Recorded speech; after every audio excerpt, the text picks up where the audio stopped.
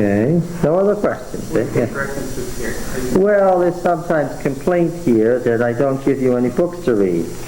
Here's 25 large volumes that you can read in your spare time. After everybody's read those 25 volumes, if you're concerned about some more books, be sure to tell me that you need more to read, and I'll put some more up. Now, I have mentioned the Anchor Bible Commentary series from Genesis on. We started talking, remember when you bought your Spicer Genesis? And I started talking about the Anchor Bible Commentary. It is the best in American biblical theology. This is the descendant, the end product of Albright's creation of American biblical theology. Don woke up here about 2 weeks ago and showed me a copy of an Anchor Bible Commentary and was thrilled that this was a great commentary. This is the same commentary we've been referring to for years. I'm glad that it got through to you. This commentary series is the best commentary series that has been produced. It's written by individual biblical scholars in the American School of Biblical Studies. All their individual prejudices show up, and I agree with some of what's said in each individual commentary and disagree vehemently with other things, and I bring it up in class. Yes, I would say if you want to use a particular Bible commentary series, this is it. This is the commentary series. And this is by originally Albright before his death, and now David Noel Friedman, one of the great lights in modern American biblical theology. And what I like about it is it's written for the scholar and the layman. If you want to know all the complicated details of textual studies, it's all there in great detail. If you can't go to that length, you can't, it's all Greek and Hebrew to you, and you have no idea what's being said, you can read the notes, tell you what the significance verse by verse, and then there's a general comment. If you can't even understand the notes, you can read just the comments. Yes? You going to put the camera over here? No. Yeah, we can look at that for the camera purposes. Is there anybody skilled in the movement of the camera who can do this without this becoming a major event?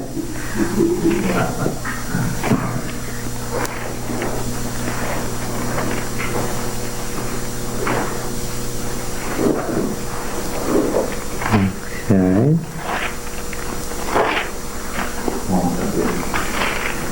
Oh. They can rewind the tape also. Yes, that's true.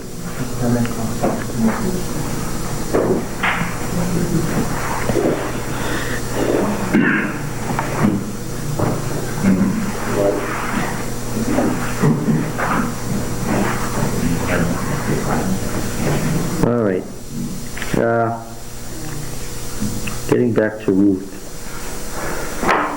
Last time we looked at Ruth 3 and found out what it was that Naomi was really suggesting to Ruth, and what it was that Ruth really did when she went to see Boaz in the night.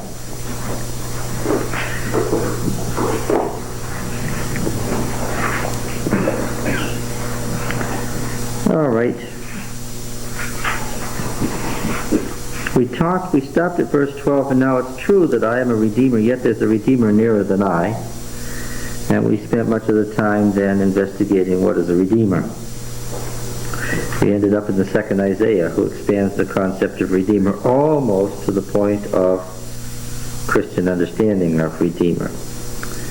Getting back to Ruth, lodge here for the night, he says in verse 13.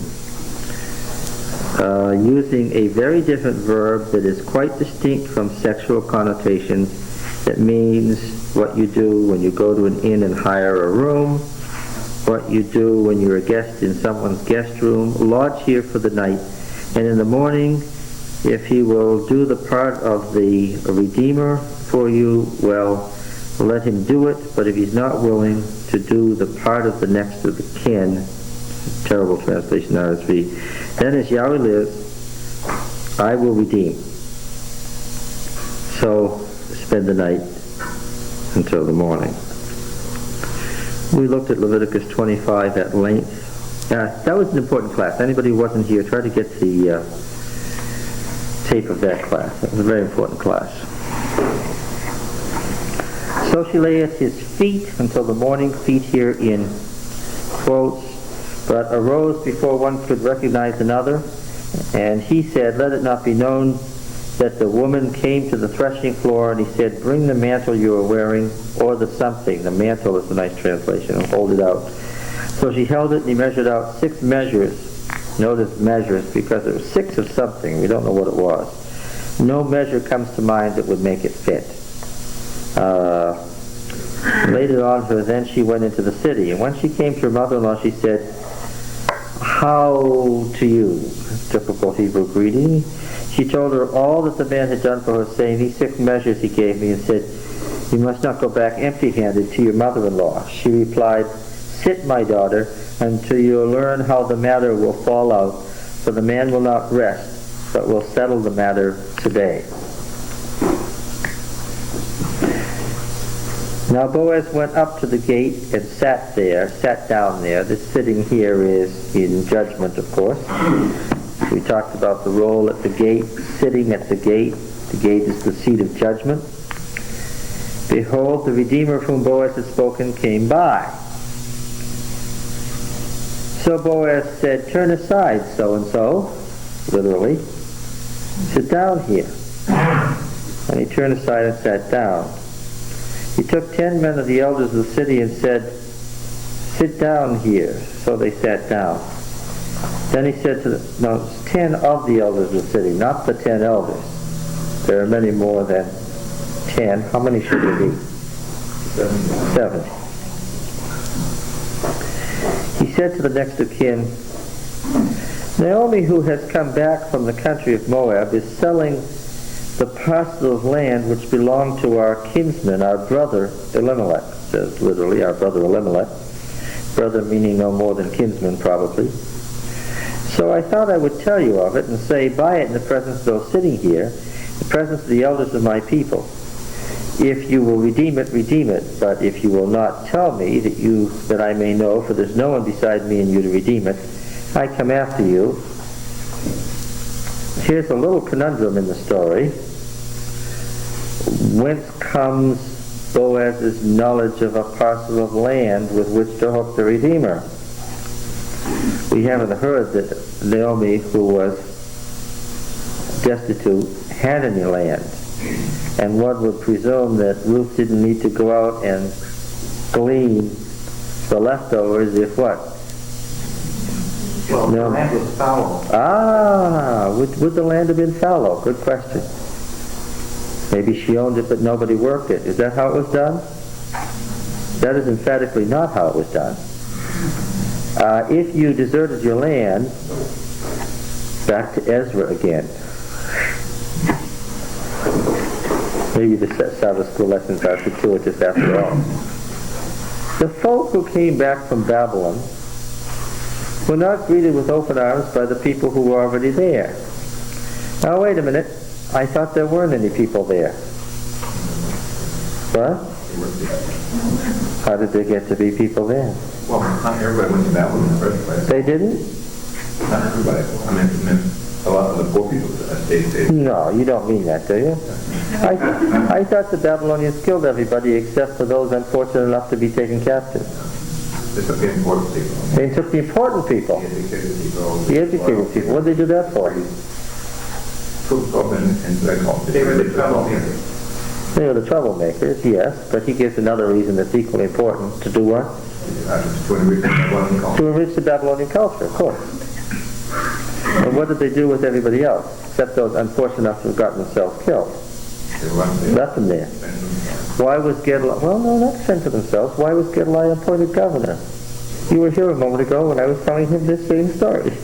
Why was Gedaliah appointed governor? Because what? Well, he probably wanted to have some control over the people that were left and to have some means of collecting taxes from the people and getting not only taxes but some help with feeding those that he took back. He had absorbed it as part of the empire. Yeah. Most of the people of Judah were still alive. Get this. Most of the people of Judah were still alive. And what happened to the property of those who were either dead or deported? It was absorbed by the Yes, it was worked by those who were left behind. This is why they had to establish the genealogies under the chronicler, which is why you have genealogies. Because when they got back from Babylon and said, this is my land, I want it, what did they find? Fallow land? No, what did they find? Other people. We can assume they found land that had still been tilled. We don't even have to assume. We have to read Ezra and Nehemiah. What do we find? They found land that was well worked and folks who didn't want to leave it. So there was quite a warfare going on internally. It's part of the big problem. Yes. Now, they were gone for 70 years. Would the current population enlarge enough to make up for those that were taken captive so that they could get enough people to work the land? But just because you give one guy 100 acres doesn't mean that he can farm 100 acres. That's right. With a cow and one plow.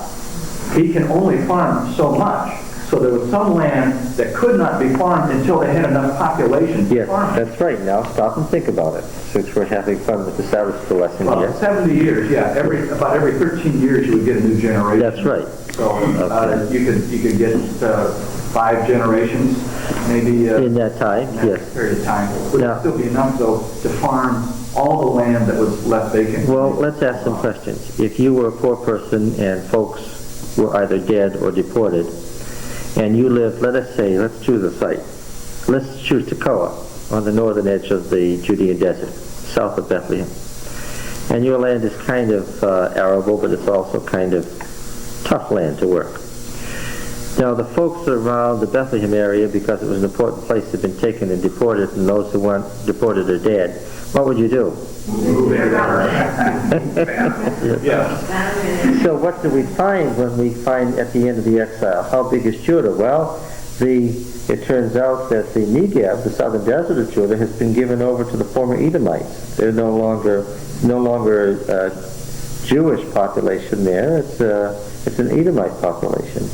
The land in the Judean desert along the Dead Sea and south is not worked. Judah doesn't extend very far north from Jerusalem. It doesn't extend very far to the coastal plain. So what has happened? The land that's been taken over is what? Is the good land, of course.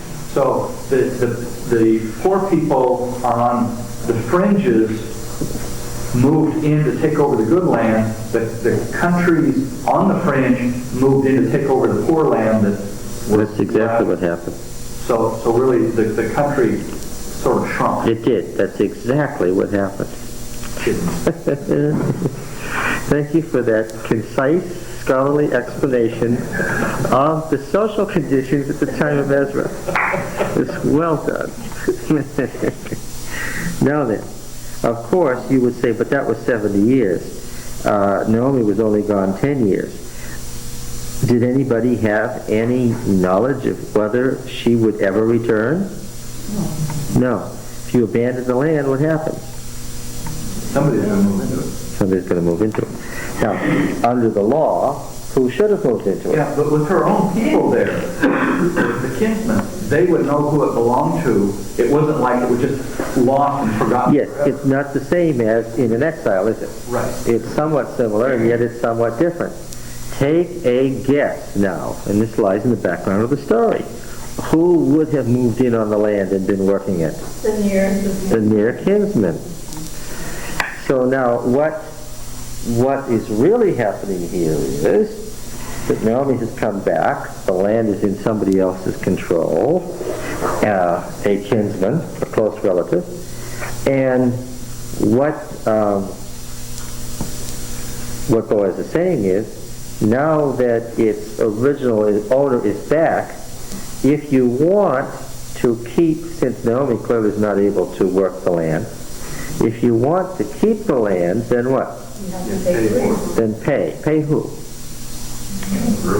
Ruth. Oh, you're missing the point of the story. I said before, the whole point that Boaz notices about Ruth in 3 years, that she could have married and married well. but she was not willing to do that because that would abandon who? Naomi. I made this point in this tone of voice last week. That is the point of the book of Ruth. Now let me ask the question again. Who would be paid? Naomi. Which is exactly why Ruth wishes to marry. Yes? Why didn't they sell the land when they went off? I mean, if they in that and they would come back. You could sell the land. You really could do what? Yes. Lease it. Have you taken leave of the sabbatical year system? Right? What's the story with land? People didn't own the land, Lucy. They what? They didn't inherit. Let's get what? They were stewards. Who owned the land? God owned the land. Remember that, Lucy? Yes. They could not sell the land in perpetuity. It was not their land to sell. They were its stewards, and they could lease it till the next sabbatical year. Yes. If they were being taken on a captive, would they really have time to make this good right? Oh, no. The question she asked was about why didn't the family of Elimelech sell the land? It has nothing to do with being taken captive. Yes. Where were they living at this time? This is a wonderful question. That the storyteller doesn't choose to tell us. Where did these two destitute widows live during this time? We have no way of knowing where they were living. Where should they have been living? No, not on the land. Oh, you're misunderstanding how it worked. People didn't live on their land. Where did they live? In the town. Where was the land? Yeah.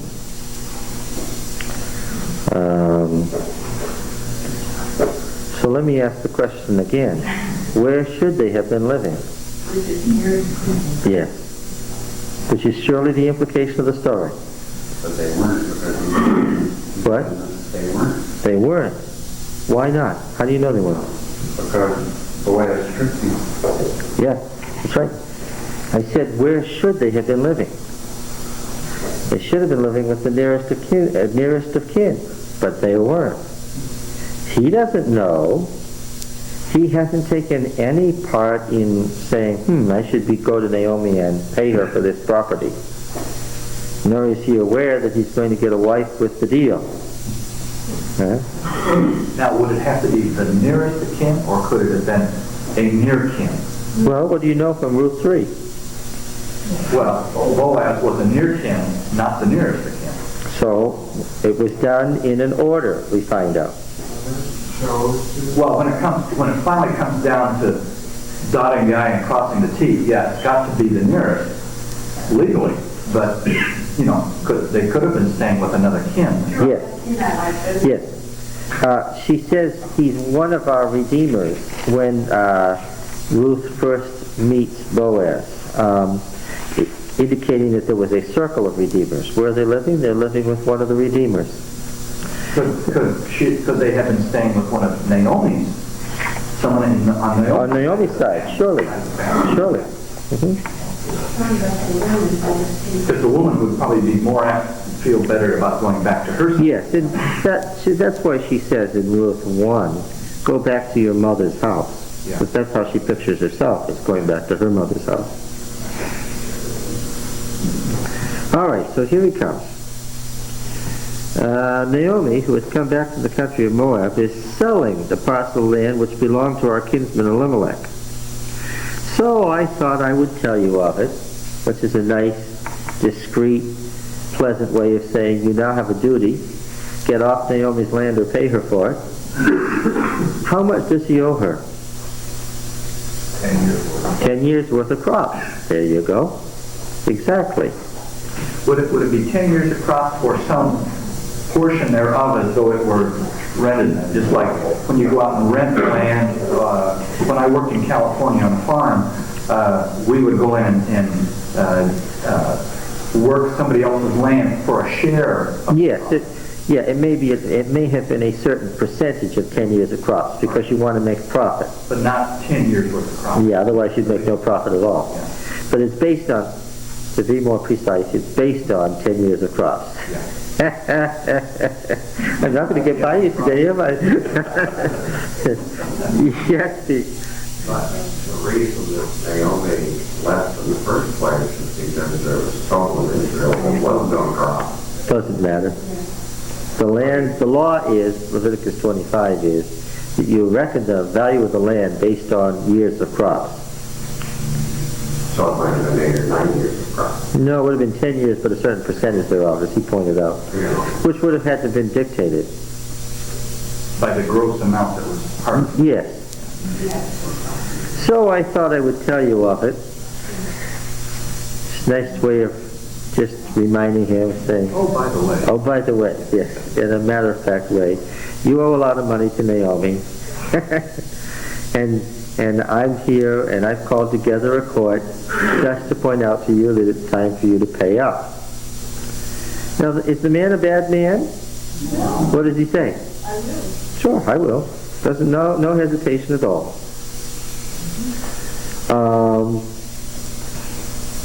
So buy it in the presence of those sitting here and in the presence of the elders of my people. If you redeem it, redeem. If not, tell me so that I may know, for there's no one beside you to redeem it, and I come after you. So he's overstating the case and saying that there's no one after you to redeem it, because then this is a Hebrew word that means absolutely no one else. It's overstating the case, because what does he immediately say? There's absolutely no one else but you to do this, except for me. And Naomi has already told Ruth he's one of our circle of redeemers. So what is there really? Huh? There are others. There's others after Boaz. So what is he doing with this? Making sure And know that there's nobody who needs to do it. Well, He's getting in line. yes, he's getting in line. This is typical Near Eastern indirection. Have I pointed this out before? Right? Yeah. In a Western way of speaking, is considered in the East to this day ill-mannered. How might we have said this?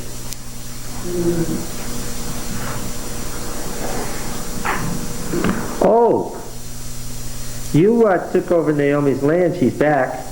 You owe her money, you know.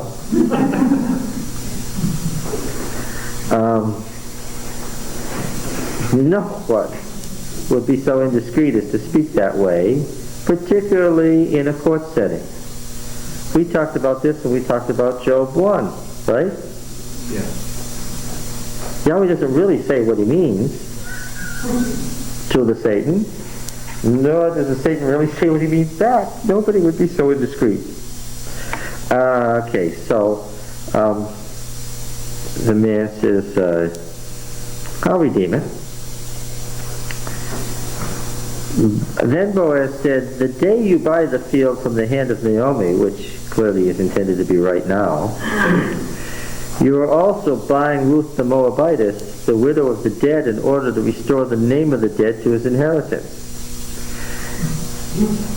He ties the two together, and here again he's being somewhat tongue-in-cheek, because both duties must be performed by the nearest kinsman or passed off to the next. But he's tied them together in a way that aren't necessarily identical, but he's made them identical. What's he saying? If you're getting the profit from the land, then what? If you're going to get the profit from the land, then what? Then you're going to raise up the heirs for the missing heirs. That literally means raise up, doesn't it? Yes, it does. Not just father, you gotta raise. That's right. He's going to get her in some portion of his house. He's going to get children running around that... Now, whose children are they? Are they his or Elimelech's? Why would they marry Daniel? What? Naomi. And we went over that last week. Actually, the problem that Boaz is posing is that they're everyone. That's the problem with the kinsman. Well, but by genealogy, whose children are they? Are they so-and-so's children, or are they Elimelech and his dead son's children? He takes them in. They're Elimelech and his son. They're both, aren't they? Well, the whole point is they'd have to be at least Elimelech's, Yeah. right? So, because the point is to raise up an heir to his household. But all the practice of levirate marriage indicates that they were also legally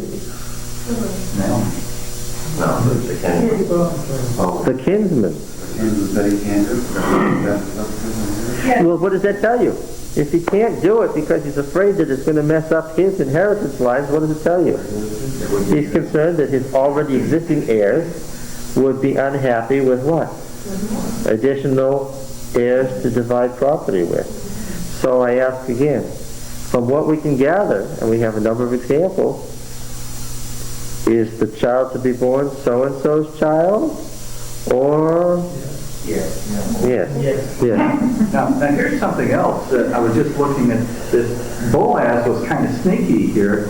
He says, on the day you buy the land from Naomi and from Ruth, the Moabitess, you acquire the dead man's widow, kind of implying that you have to marry Naomi, is the way I would look at this sentence now. So he's saying, you really have to marry Naomi, not Ruth. It is. I talked about this last week. It is open. It is absolutely open that the near Redeemer can marry who? Either one. Yes. And he certainly can be read as saying, you're going to get Naomi, but Naomi has taken responsibility for Ruth. So you're going to get how many mouths to feed? 2 more. Yes, plus the unborn children. The kinsman recognizes the consequences of this. It says, I cannot redeem for myself lest I impair my own inheritance, making it very clear that the child that is born is going to be seen as legally his. But the point of having such a child is that it be legally theirs. Yes. Take my right of redemption yourself. I cannot redeem. Okay. So, he has another wife. Right? Yeah, oh, of course, this man is married, has a wife, and has not just a wife, but what? Children. What? Son. He has sons. Yes, thank you for that correction. But daughters inherited too. So If there were no sons at all. Right. Case in point, Zelophehad's daughters in Numbers, and I'm sure you have forgotten them.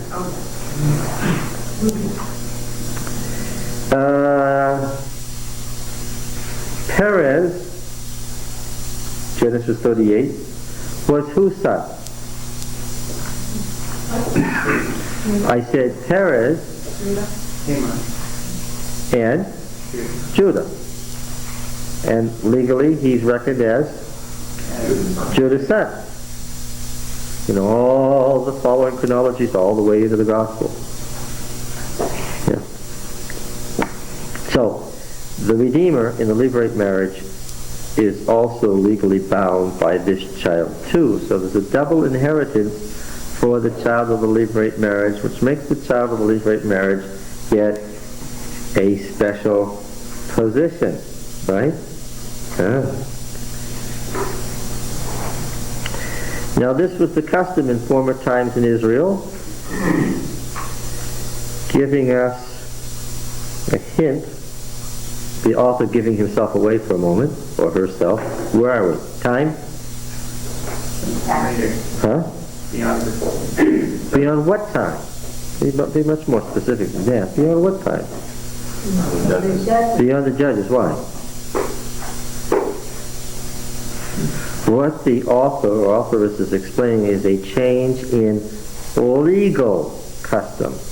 When did a change in legal custom come about? With the rise of monarchy. Yes. So, date?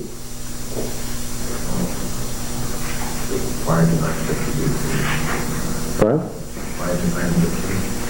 Oh, for the judges. But what I'm saying about the origin of Ruth. Read the book, or, The book. well, it would be after the monarchy, but he doesn't have before David, obviously. Oh, yes, but I'm asking about the book of Ruth. I said the authoress giving himself away for the moment. So now I'm asking about date. Maybe about Of the origin of Ruth, the book.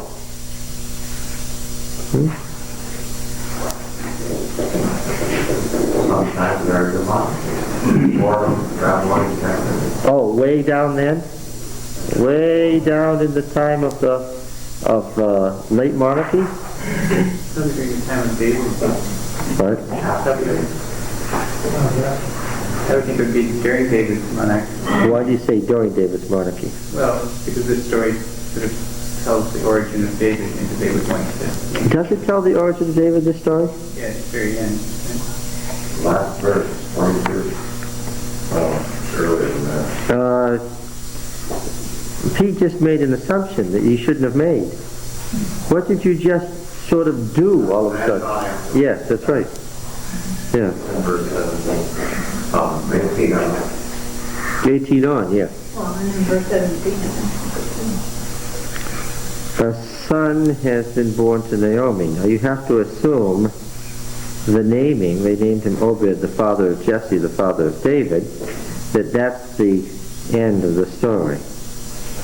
So, are we in Saul's reign? No. No. Where are we? It's mid-monarchy. David's probably tending for it later. Late time of David, when the significance of David would dawn on everybody? Yes. Okay. But not later than David. Why? Doesn't mention any David's genealogy, his son. Yes, right. And there's something else that's much more significant. Now, this was the custom in former times in Israel. What's Israel here? The United the entire thing. It's the entire monarchy. What country are we in? Where are we? What locale is this? Judah.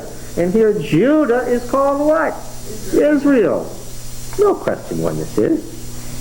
Very clear. Did you catch it? When is this? This is one time and one time only. When is it? It's not Saul and it's not Solomon. Yeah. Now this was the custom in former times in Israel. Judah being seen as Israel. And when this author writes, I said this author giving himself away. When this author writes, Bethlehem is part of what? That's part of it. Is part of Israel. There's only one time that could be. Concerning redeeming and exchanging. To confirm a transaction, the one drew off his sandal gave it to another. Well, that's good, because that tells us that dates the law in Leviticus for us. Because what happens in Leviticus when you're redeeming or not redeeming, when there's a levirate marriage? If you don't wish to raise up a child, what do? You take off the shoe. Gives us a date for the law of Leviticus.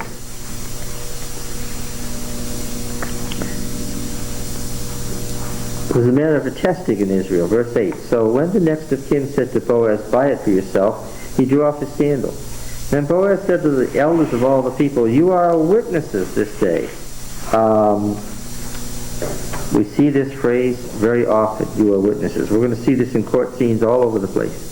You are witnesses this day that I have bought from the hand of Naomi all that belonged to Elimelech, and all that belonged to Chilion and Machlon, and also Ruth the Moabitess, the widow of Machlon, I have bought to be my wife, to perpetuate the name of the dead in his inheritance, that the name of the dead may not be cut off from among his brethren and from the gate of his native place. You are witnesses this day, making it clear that he means a double inheritance. Then all the people who were at the gate and the elders said, "We are witnesses." Then comes this elaborate blessing.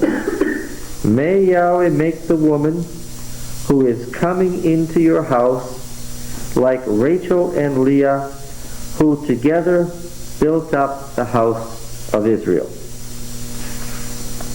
May you prosper in Ephrathah and become renowned in Bethlehem. And may your house be like the house of Perez who Tamar bore to Judah. I told you that Genesis 38 stood in the back of Ruth all along.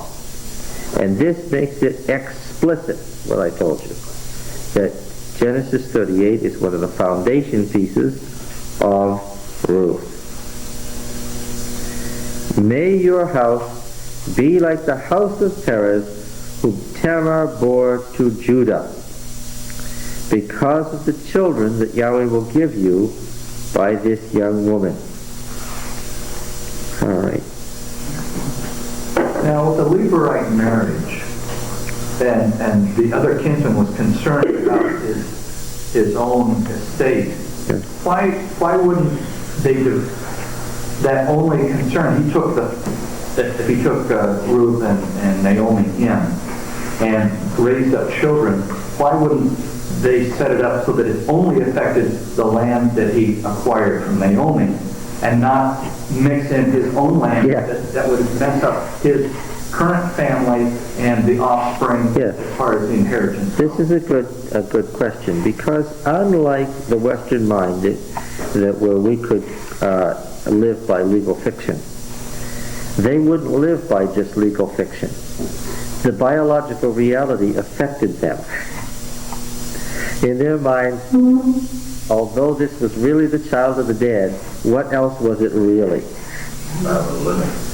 Yeah. So that they wouldn't live. See, Romans would have had no trouble with this at all. But the Hebrews had great trouble with it. They couldn't have just a legal status and let it go at that. If he was really the biological son of so-and-so, then what? He was going to inherit with so-and-so's sons, because that's what he was. Yeah, it's a good question. A typical example of the Hebrew mind, isn't it? But if, I was just thinking, did they have wills in that time to say sure. who would divide up, who would get what part of the property? He could still say, all right, the offspring of Naomi's would only get the property that I inherit. If he did that, he would be violating the law. There's a principle in law that you can't set up a legal instrument that violates the law. But also, there would be problems with jealousy probably as the children grew up. And this guy, I think, was really being smart, because he's trying to avoid trouble. Yes, he absolutely was trying to avoid a problem. But isn't this a little simpler than that? I mean, to avoid the fragmentation of land, which was the way the Levitical law was written, the land was not divided, the estate wasn't divided among the heirs, it was inherited by the heir. Mm-hmm. And with allowance made for the others, but not very much. That's right. So unless this child of the dead was also his oldest child, it probably wouldn't be a problem. He wouldn't have gotten a great amount. You couldn't have a patriarchal system unless the oldest one was the boss and got the family property and told the younger brothers what to do. It's interesting, too, that he brings up Judah, because that sort of throws into contrast what caused the problem with Judah was the second and third son refusing to... Well, yeah, you're right. But Judah refusing to let the second and third son. Yeah, sort of. Of course, the nearest Redeemer is not in major trouble anyway, because the way Boaz has phrased it has already made it clear that what? If you feel the slightest concern about this, what? I'm right here to what? Alleviate you of any problem this may cause you. Because if there's no one else to do it, the nearest kinsman is trapped. He must. That's right. He's stuck with it. He doesn't have an option. The reason he has an option is what? Boaz has presented it in the light of, you have an option. Otherwise, he would have had to do it. Period. Was wife action in that time? Boaz doesn't have a wife. Nothing is clearer in the book than that. Maybe that's why we don't hear much of the other kinsmen up until now. He was trying to avoid having to go in and do his duty. Oh, I'm sure. It's easy to avoid a duty that's going to cause you problems if nobody's bringing it up. Yes. Okay, so they now, of course, the implication here is, of this blessing is, now, everything's working well, everything is fine in the story up to this point, but what still has to happen? All of this is fruitless, literally, unless what? Yes, unless we have the child. So Boaz took Ruth, and she became his wife. Well, that's an interesting circumlocution. He went into her, and Yahweh gave her conception. She bore a son. Then the women said to Naomi, remember the women that she spat at when she got back about how bitter she was? Blessed be Yahweh who has not left you this day without next of kin, and may his name be renowned in Israel. He shall be to you a restorer of life. The word being nefesh, a restorer of life or soul or whatever gives life pleasantness, and a nourisher of your old age. That is a nourisher of your old age. For your daughter-in-law who loves you, who is more to you than 7 sons, is born him. Then Naomi took the child and laid him in her bosom, and she became his nurse. And the women of the neighborhood gave him a name, saying, a son has been born to Naomi. They named him Oved, meaning?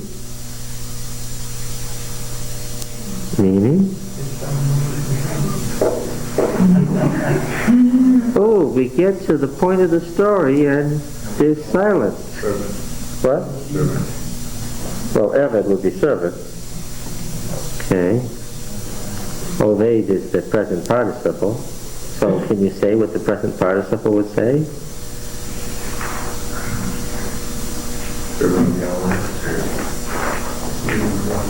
Present participle. Are we all lost on our grammar here? Serving. The serving one. What was the point of what the women said? You take care of her in her old age. He's taking care of Naomi. He's the one who is serving her. The word is serving. Catch it, everyone?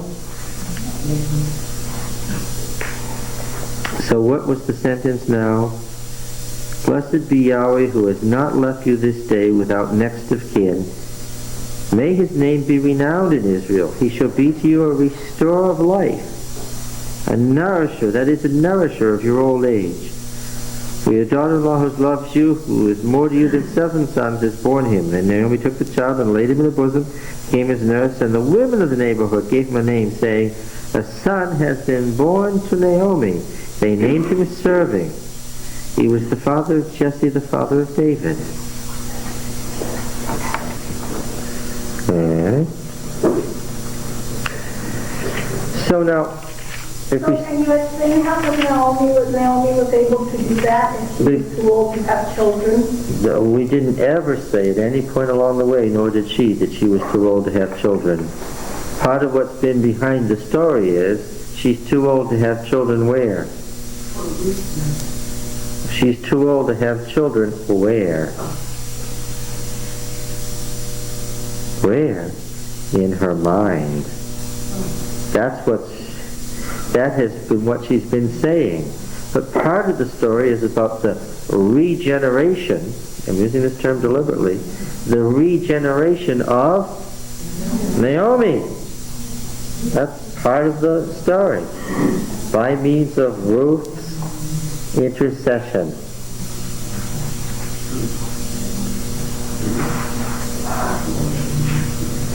would this story have been written had David not been the king? Does this not add some, glorification to his past? Oh, sure.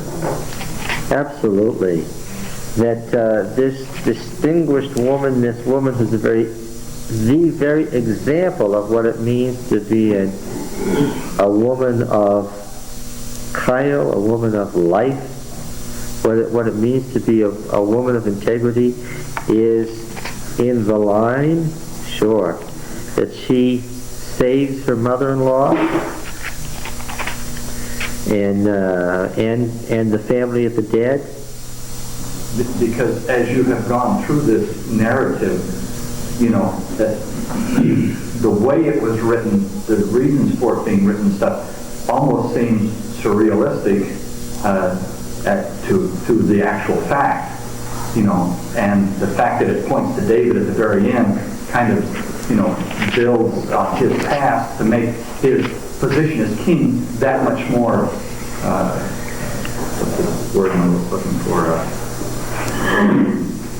feasible or, legitimate. Yeah, so this is written for the Spring Festival. This is clearly, isn't it, a Passover story. Its setting is the spring, from Passover to Feast of Weeks. It's the spring harvest period. It's the period of fertility. It's the period when God grants fertility to Israel if they keep covenant with Him. What does keeping covenant with Yahweh mean? That's what the story of Ruth is about. Who's the prime example of keeping covenant here? Ruth is. Who's secondary to Ruth? Boaz. Who isn't keeping covenant? Well, everybody else. They're not bad, but they're not particularly doing what keeping covenant means. They don't have covenant graciousness the way these two do.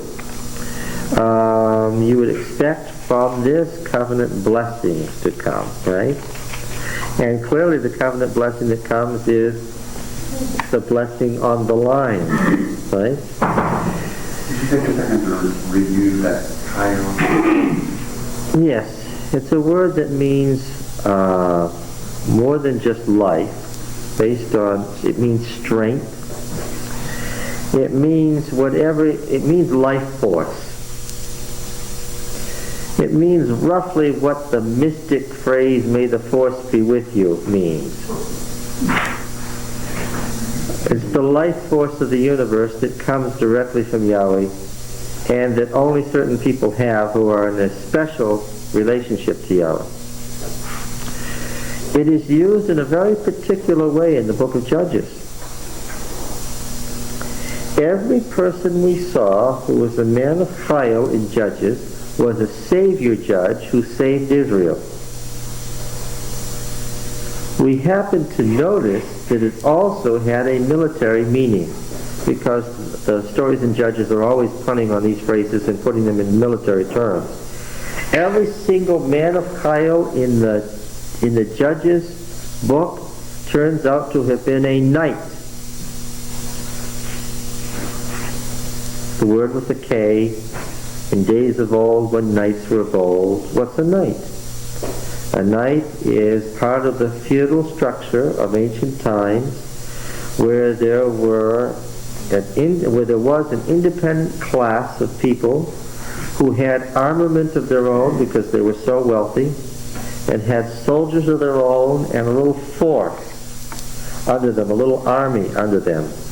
And these feudal barons, or what we would love to call warlords today, using current parlance, these warlords controlled local areas.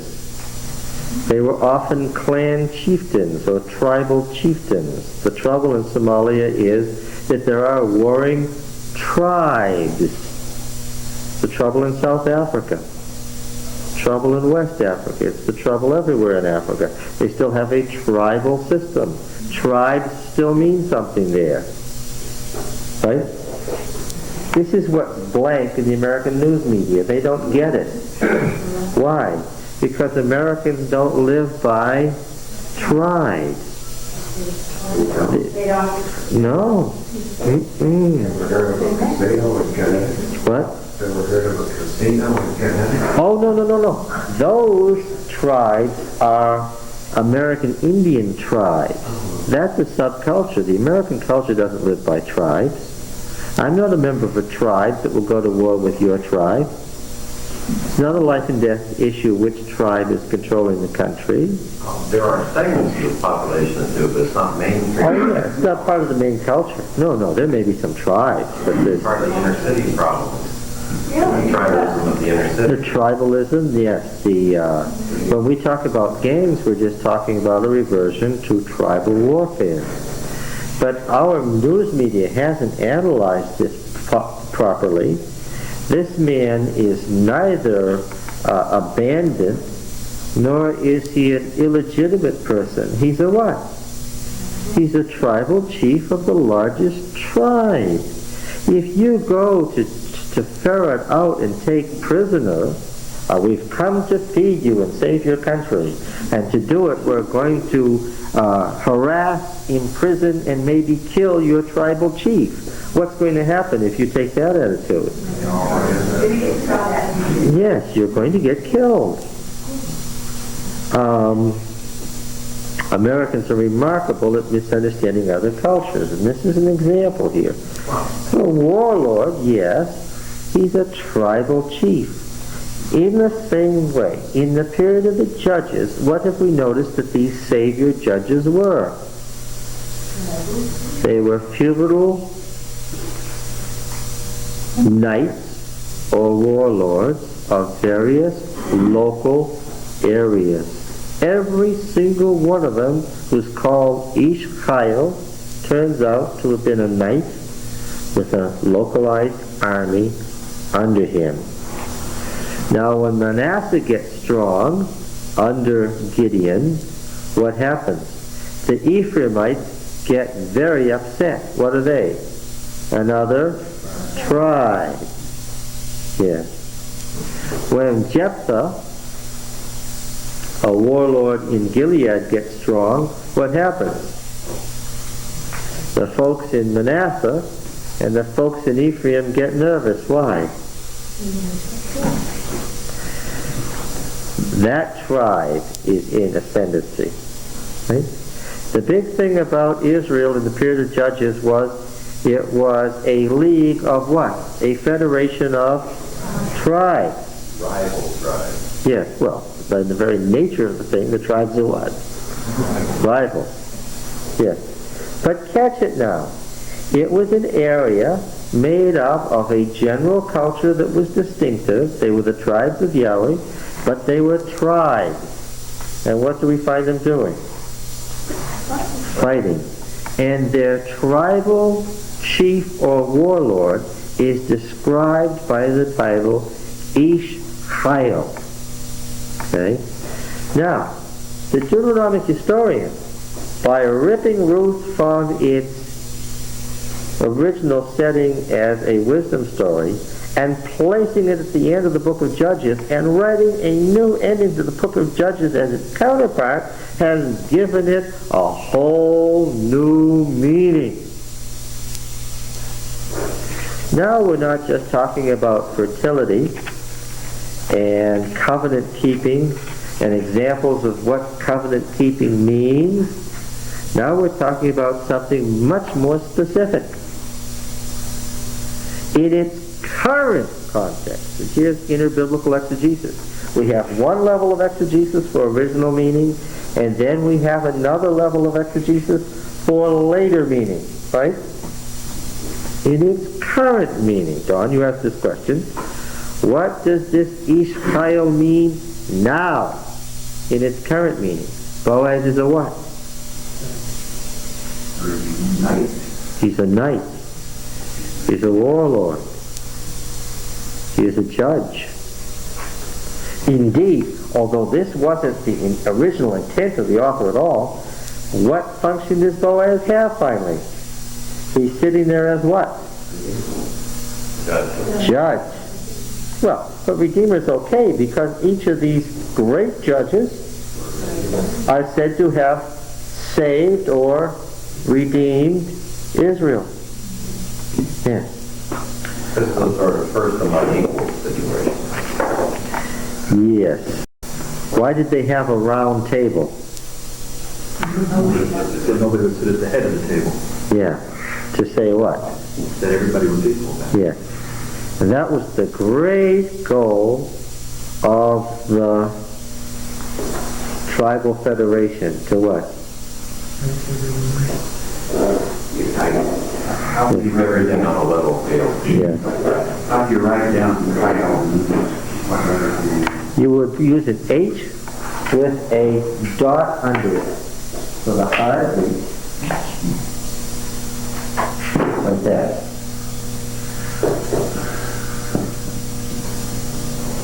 Okay?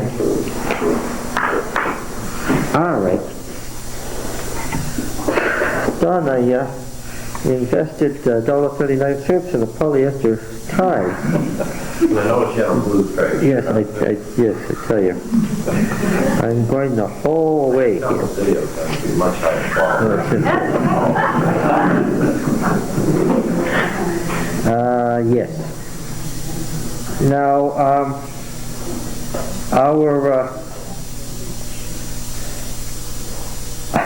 in case you missed the point of what the Deuteronomic historian is doing by putting the book here, in case you are a dull reader, who having eyes see not and having ears hear not, he has added verses 18 to 21, just so even the densest of you could catch it.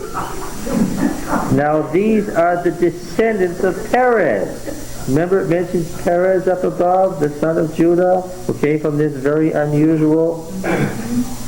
Perez was the father of Hezron, Hezron of Ram, Ram of Aminadab, Aminadab of Nahshon, Nahshon of Salmon, Salmon of Boaz, Boaz of Obed, Obed of Jesse, and Jesse of David. Now really, was that necessary? He apparently felt that it was. Well, it ties David directly to the tribal father. That's right. Judah. That's right. Why Yeah. was the story written around the Moabites instead of going back up the line to get a righteous Israelite to be another? The Redeemer thing. Well, you could still have a Redeemer. David the Redeemer. Yeah, but the Redeemer is Boaz. Why couldn't it back up a little bit further so that they wouldn't have to have a foreigner involved? But wait, but wait. Well, she's Moabite. Isn't that the point? But that's the whole point. He's the covenant. He's a better covenant keeper than Okay. Well, She's a better covenant keeper than all of the Israelites she comes in contact with, except for Boaz.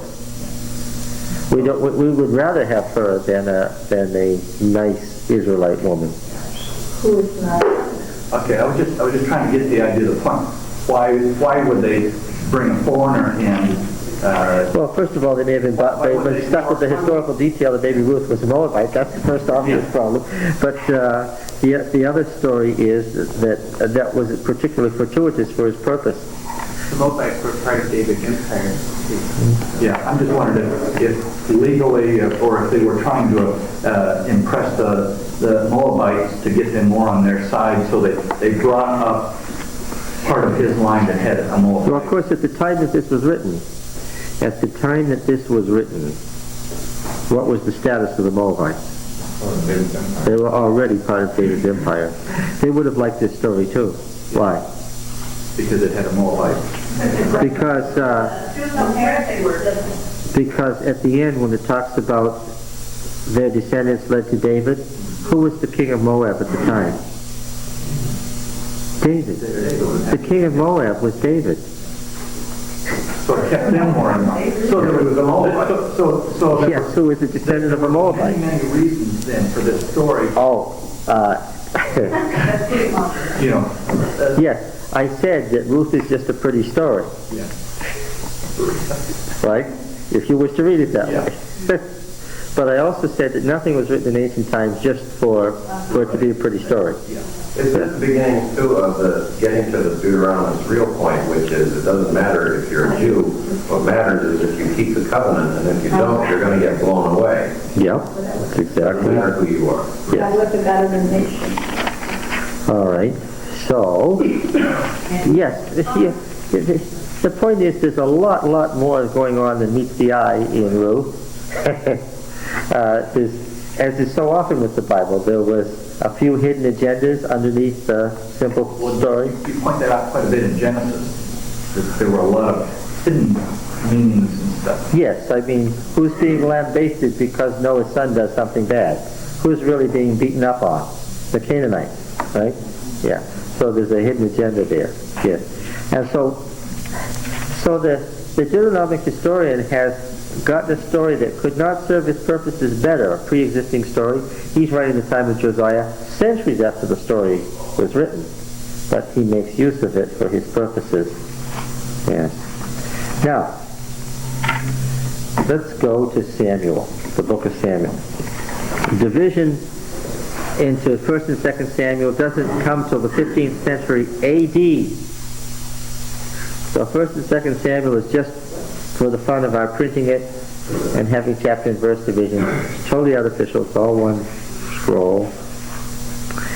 Here, alas, we can't even read our Bibles with any with any sense of security. Why? Because our Bibles are based on the Masoretic text. And what's the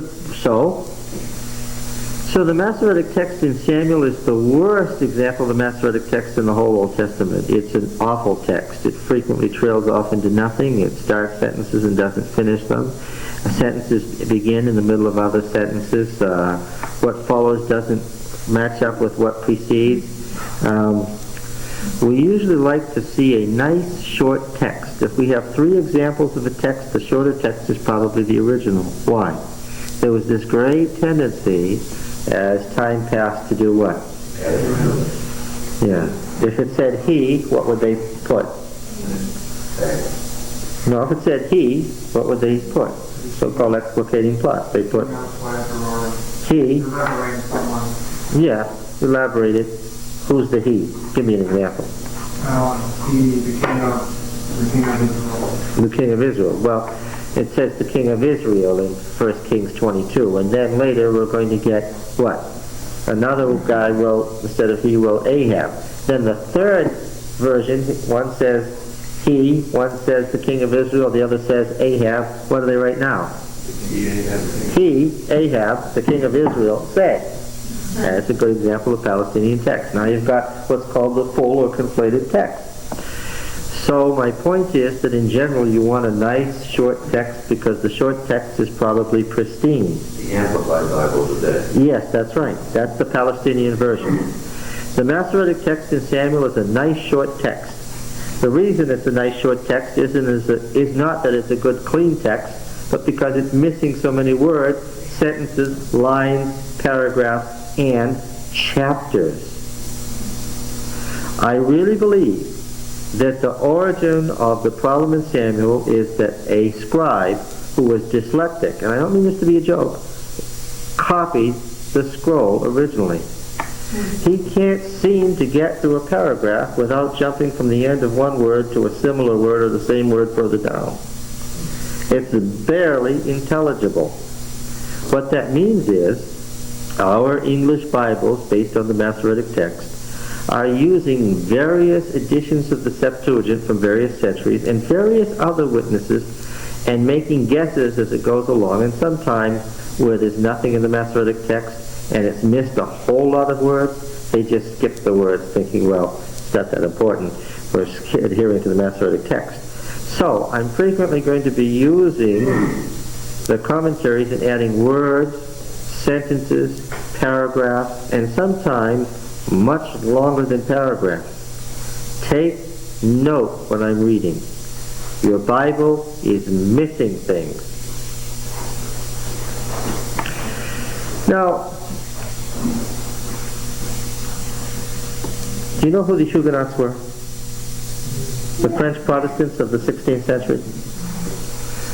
It was a Huguenot scholar back in the 1500s who figured out that the Masoretic text doesn't say anything frequently and is an incomplete text, and who compared the various copies of the Septuagint editions and began to first make corrections to the text to try to figure out what Samuel actually says.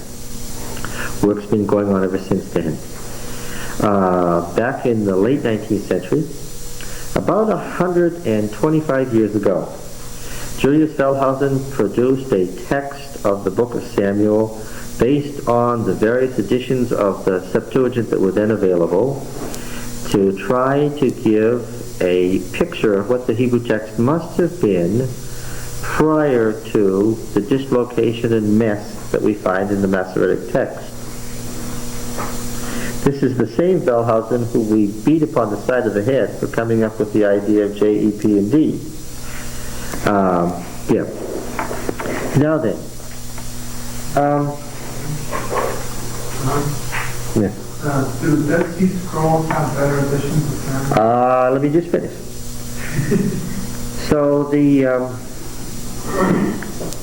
reconstructed text that Wellhausen came up with was based on what we call retroversion. It was an attempt to take the Greek words and figure out what Hebrew words must be translated, and to try to come up with Hebrew words, and Wellhausen began to notice patterns and began to say, I see. The reason for the errors here in the Masoretic text is because the words were probably as follows, and the person confused this word with that word, or jumped from this word to that word, and he could begin to explain how the corrupt Masoretic text came into existence. He could actually create patterns based on the Greek text that explains the mess in the Hebrew text. There are other places where he couldn't make any such patterns. He said, well, the translator is just translating rather freely here.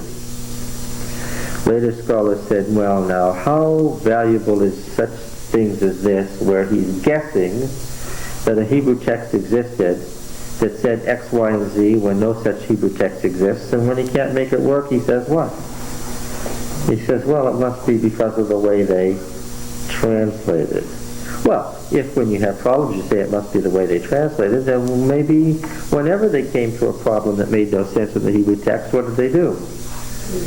Maybe they just translated it and made up some words and fit it all in, and that's why it is the way it is in the various Greek translations. Now, the various Greek translations, there's no such thing as the Septuagint. I misled you. I lied.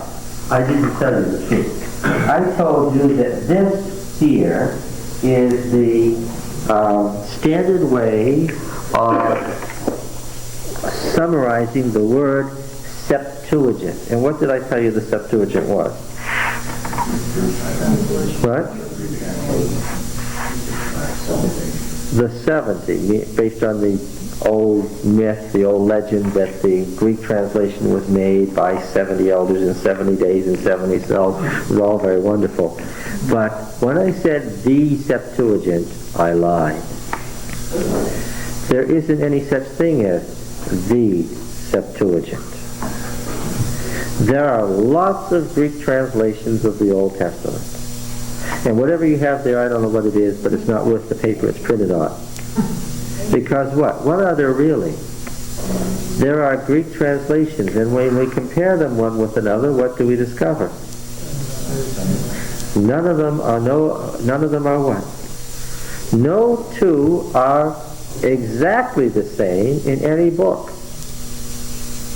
Oh, no, there's something to give you pause and give you an ulcer. No two are exactly the same in any book. When we say the Masoretic text, we mean a group of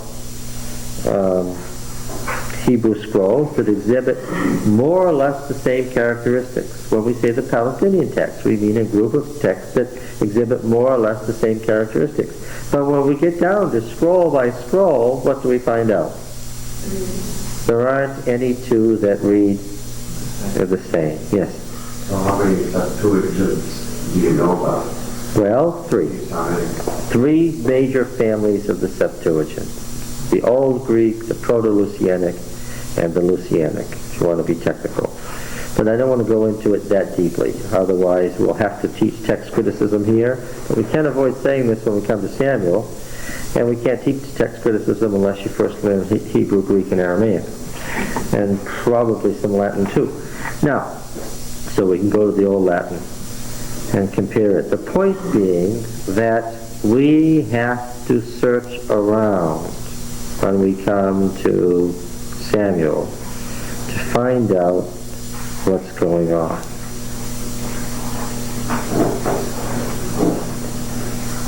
Probably, there was only one original Deuteronomic history, but the very first copy may have read differently from it. And the first two copies may have what? Read differently. Without a photocopy machine, you couldn't be sure that what?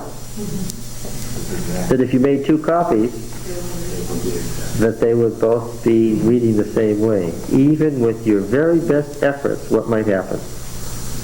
They might read differently. So you do things like count the words to the midpoint and helping? No. Where are you getting that stuff from? Counting the words to the midpoint and so forth. Where are you getting that from? What? He's talking about counting the words to the midpoint and stuff. That's not at all what we're talking about. Where are you getting that from?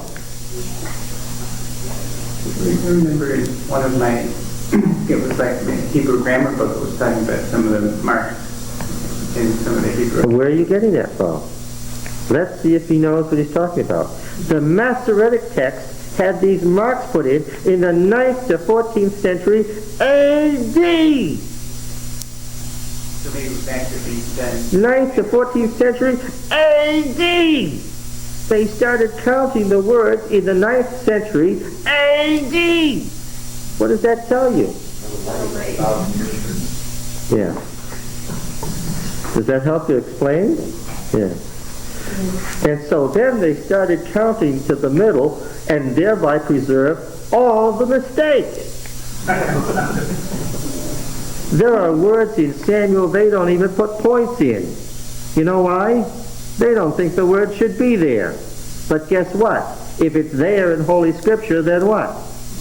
Then you leave it there. And you put a note in the margin, this word shouldn't be there. We counted the letters. We included the letters. Don't count the vowels.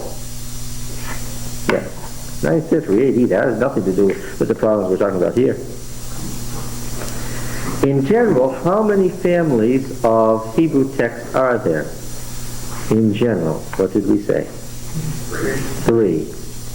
The Palestinian, the Egyptian, which is the Greek tradition, and the Babylonian. And that's where the text is which? It's the Babylonian. Our dyslexic scribe must have lived in Babylon. Must have imbibed a lot. Must have imbibed. Well, they didn't have any glasses. Right? They had to drink it right from the bowl. Yes.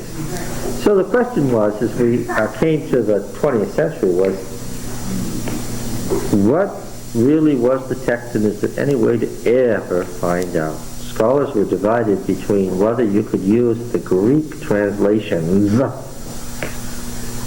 And see, that's what I say. I don't know what that thing is you're reading. Based mostly on the one most common manuscript. Is it the Alexandrian? Well, but you wouldn't do that. You would never do that. You would get all the weaknesses of one thing without the strength of any of the others. So, Cave 4 in Qumran was uncovered in 1952, and between 1952 and 1954 came 4Q Samuel A and 4Q Samuel B. 4Q Samuel A is some about 50 BC. 50 BC. But 4Q Samuel B is about 250 BC. Now that's an old manuscript. 250 BC. Think about it. Compared to 9 AD. What? So compared to 9 AD. 900 AD. Yes. That's right.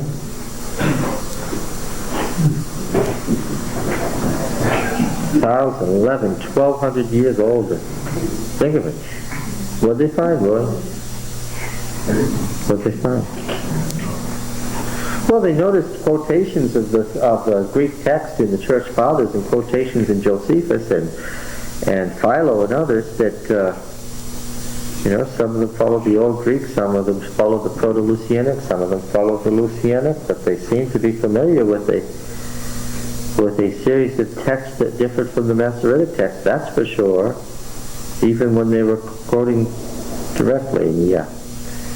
They found 4Q Samuel A and 4Q Samuel B represented a tradition that was close to the Palestinian and the Old Greek. The oldest Greek translations came from the early Old Palestinian before it was as deeply conflated as it came later. So what did that tell them about Wellhausen's work of saying we can rely on the Septuagint as we compare the Septuagint to itself within itself? If we can arrive at a valid Septuagint text, we can arrive at something that tells us what the Hebrew forelogger was. They discovered that what?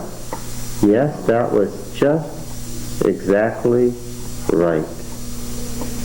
Today in our Hebrew Bibles, we still have notes that take us all the way back to our Huguenot scholar of the 16th century and scholars leading forward from there, telling us what their various reconstructions were, because they turn out to be frequently absolutely correct. Now, what does it tell you when you see a page of Samuel with all those critical notes at the bottom? This much Hebrew text with all this much down here. What does that tell you? They had some problems with the text. How's this text doing? Not very well. Yeah, this is chapter 2. This is the Song of Hannah. Look at this down here. What does this mess tell you? That the song, and so it's a problem passage. What happens is we turn page after... Yeah.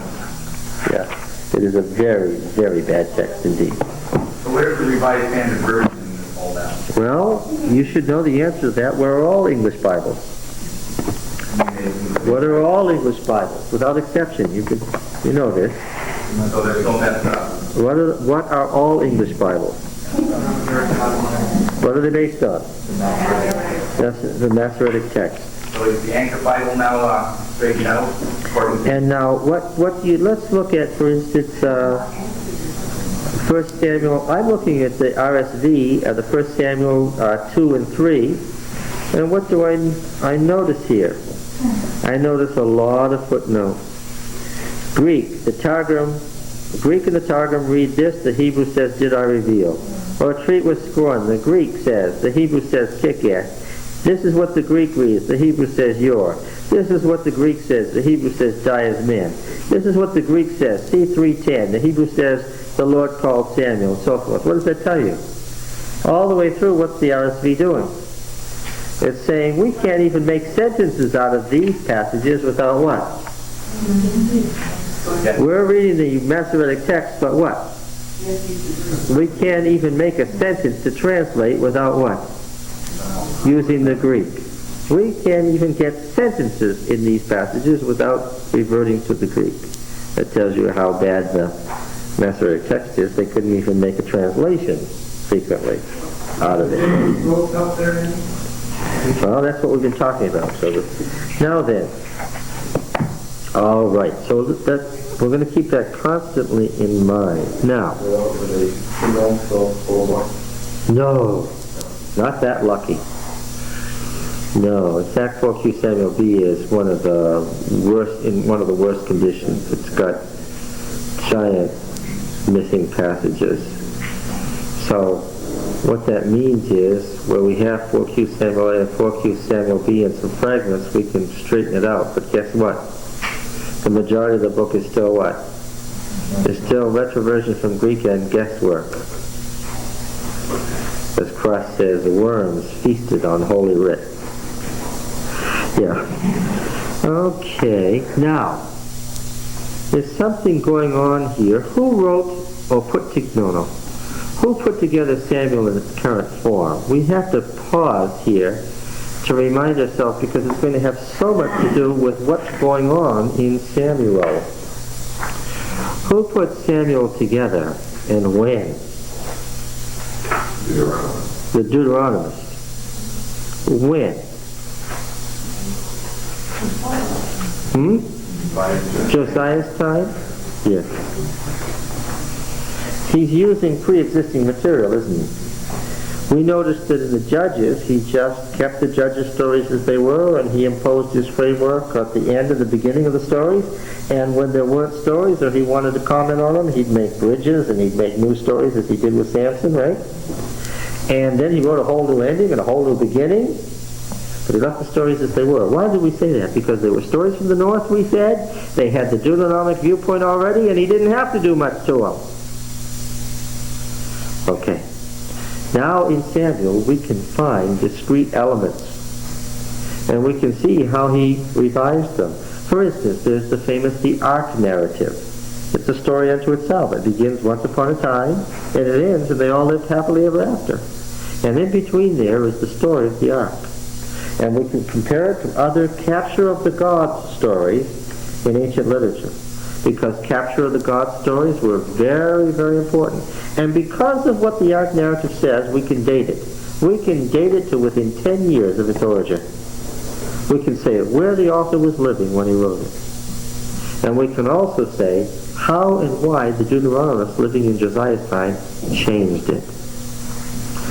We can find the discrete elements of the so-called career of Saul story, and how the Deuteronomists has used it for good or ill, and why he has changed it. So now we have to operate on multiple levels of exegesis. And the most significant, of course, is going to be the famous history of David's rise. The history of David's rise will be one of the great elements in how he puts together Samuel. Now, warning, I told you that in order to make his book of Judges, our Deuteronomists broke up the old Savior book from North Israel that had saviors of Israel, and Israel always meant the Northern League, right? And he split off certain Northern League Savior judges, broke them right off of his book, cut them out of the story, and put them elsewhere.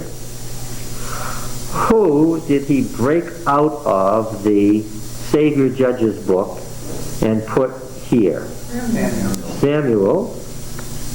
Samuel, you say, because I told you about Samuel. Anyone else? You said that with your voice descending, like that was the end of the story. Samuel. Saul. If you say Saul, what are you saying? That Saul was once considered in North Israel a what? A judge who did what? Who saved Israel? If we were living in the northern kingdom, how would we look on Saul? Hero. As a hero, you say. Who had what? Who had saved the nation. The very words are used that Saul saved Israel. But I thought Saul was that insane king whom the Spirit of the Lord left. He wasn't always that way. That's what you found, though. He wasn't always that way, you say. Some might say what? He was never that way.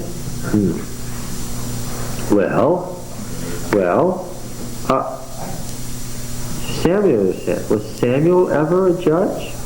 Well, let's read Samuel 1 and see what it reminds us of. There was a man from Ramathaim. Now, where was the home of our guy Samuel? Guy being the technical stand-in here for what I want to call him technically. I don't want to say prophet. I don't want to say seer. I don't want to say judge. I don't want to say king. I don't want to say priest. So our guy, Samuel. Where was he from here? Hill country of Ephraim? Well, where does he live a bit later? No. Later. Where does he live? What's his town? What? Ramah? Okay, now read Samuel 1:1 to me. There was a certain man from Ramathaim, Okay. and who fight from the hill country of Ephraim, whose name was Elkanah, son of Jerome. Okay, that's good enough. Where was he from? Ramathaim. Now, what was his son? This is the daddy of Samuel. His son's town was what town? Right. Is this the same place?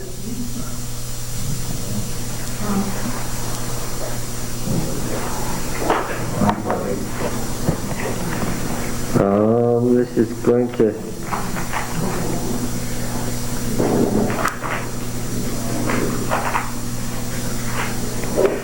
Another name for Ramah. It's another name for Ramah? According to the note in the NIV?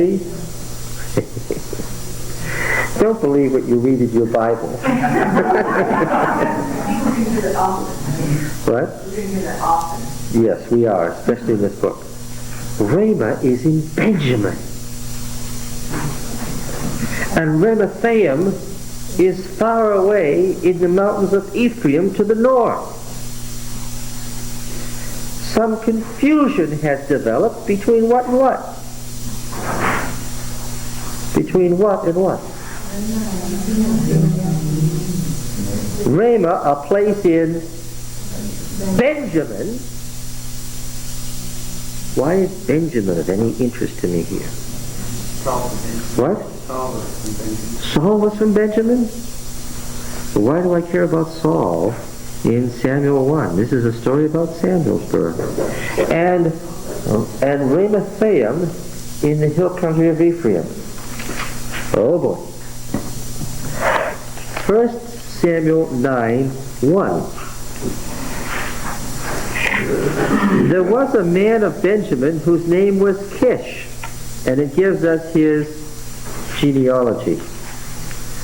Something interesting about the introduction to both these stories. They tell us not about the person, but about what? Huh? Where he was from? No. Doesn't tell me that at all. Are you reading the same Bible I'm reading? What does it tell us? There was a certain man of Ramathaim Zophim of the hill country of Ephraim whose name was Elkanah. That's what I read in my Bible. I read in 9:1. There was a man of Benjamin whose name was Kish. I'm going to ask again.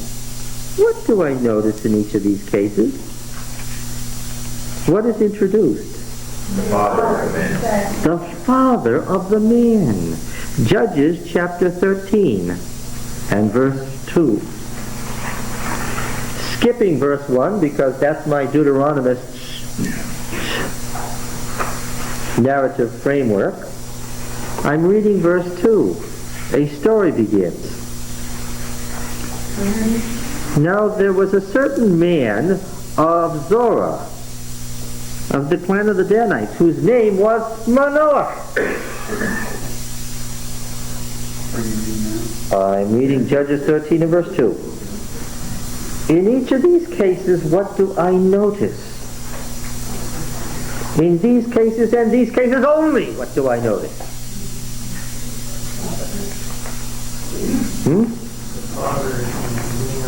The story begins with the identification of the Father.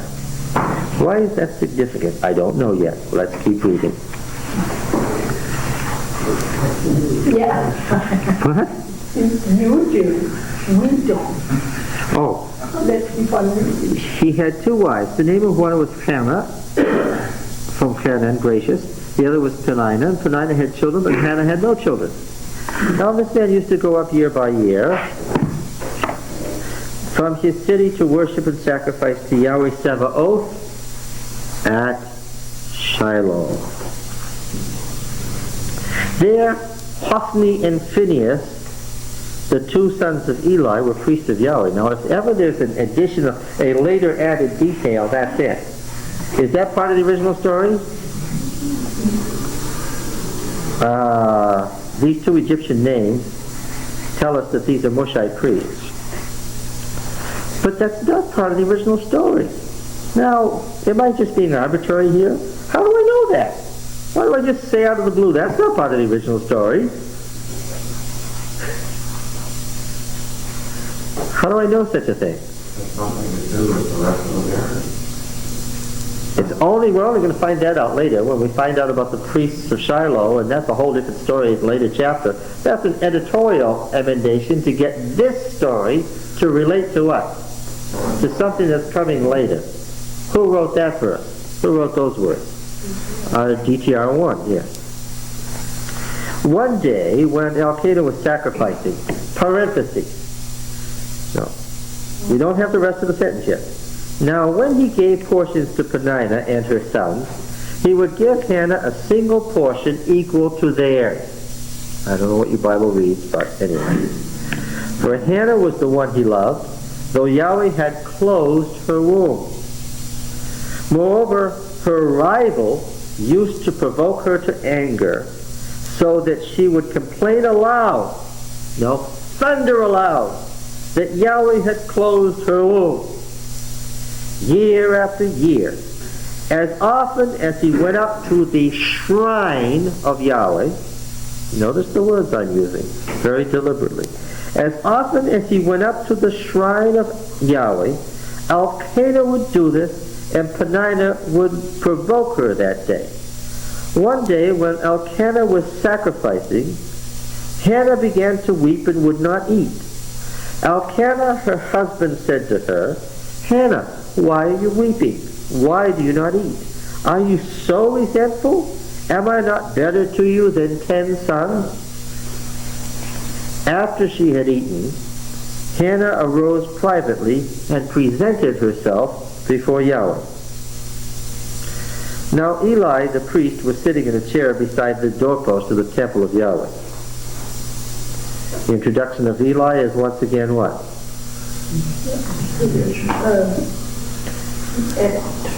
And are any of these details important to this story? Would we need them to make this story complete? No. From the bitterness of her heart she invoked Yahweh, weeping greatly, and made the following vow. Now in poetry. 12 and 13 stresses. O Yahweh Sabaoth, if you will take notice of your maidservant's affliction, if you will remember me and forget not your maidservant, if you will grant your maidservant offspring, then I shall set before him all the days of his life. Wine or strong drink he will not drink, and no razor shall touch his head. If you're missing words, write them in. As she continued to pray before Yahweh. Now, what does this make this promised child? A Nazarite. It's unfortunate that our dyslexic scribe missed so incredibly important a detail. What does this make us think of? Samson. And the Samson story of a promised child who was going to be a Nazarite before birth.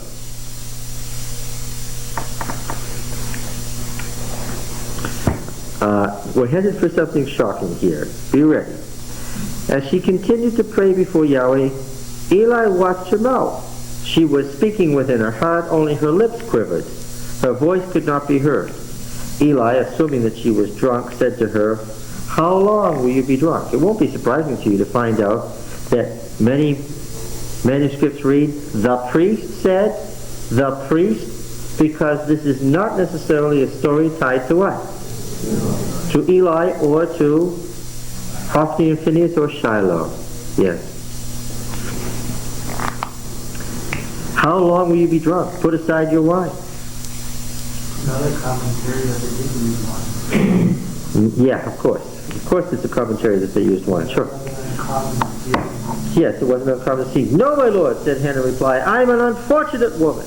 I have neither drunk wine nor strong drink. She shouldn't, because she's going to become the mother of a Nazarite. I was only pouring out my soul to Yahweh. A pun on pouring out. Do not think your maidservant a worthless woman. It is because my complaint and my vexation are so great that I have tarried long. Go in peace, replied Eli, and may the God of Israel grant the request you have made of him. See that word request in verse 17?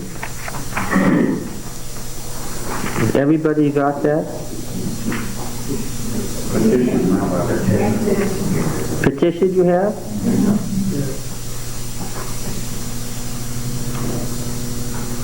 Do you see that word in 17, Richard? Is there anybody else who has any Hebrew here?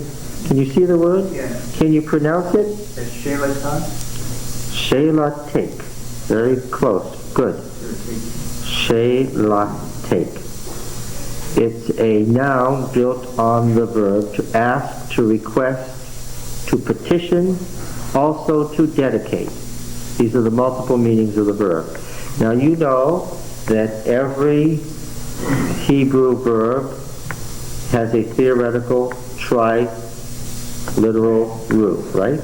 Can you say what the three consonants should be of the root? Well, it'd be Shin, Lamed, and Huh? then Tet, or No. The take is you feminine.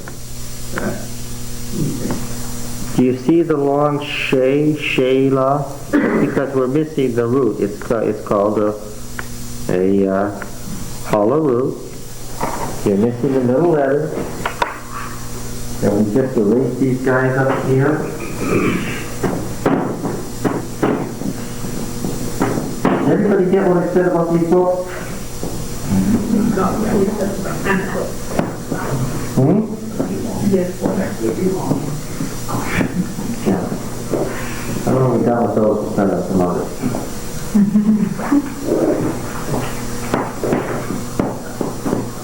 Now, of course, we wouldn't express it this way. It's probably a weak root, Richard, right? Okay.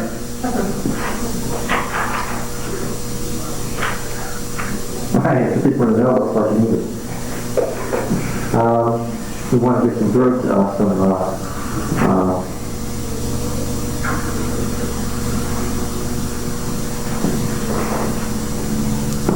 okay. Shut down. To ask, request, petition, or dedicate.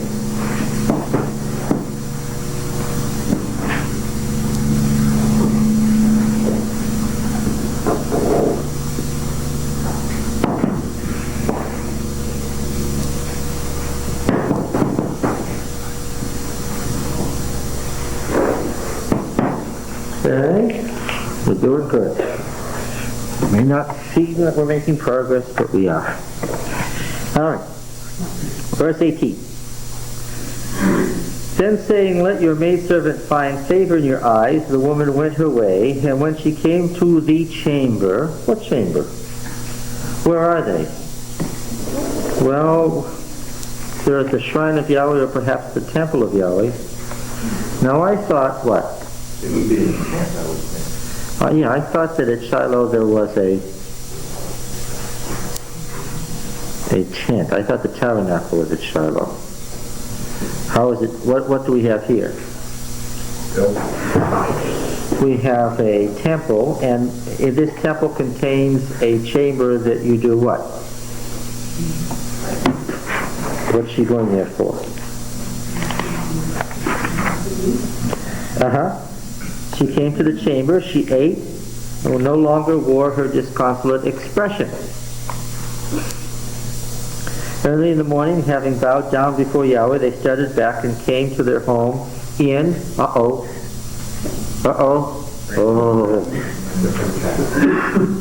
where's their home now? They went from Ramathaim to Ramah, and it appears to be, we don't know yet, but it sure appears to be where? Sure looks like we have suddenly come to Benjamin. Then Elkanah knew Hannah his wife, and Yahweh remembered her.